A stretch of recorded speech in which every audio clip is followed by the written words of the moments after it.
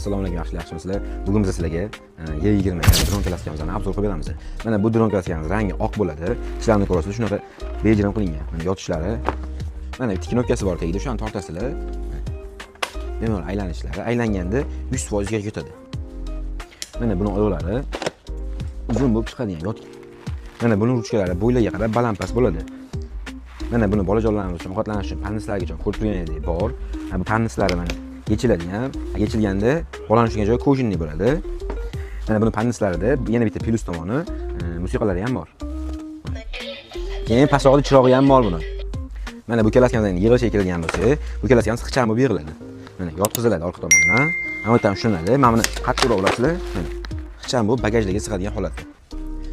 Mana bu klasskamizda kimga kerak bo'ladigan bo'lsa, nomer qoldiramiz. Aloqaga chiqsanglar, narx-navosini gaplashamiz. Bo'lmasa kommentariyaga plus belgisini qoldirsanglar, o'zimiz sizlarga narx-navosini aytamiz. Hammaga rahmat.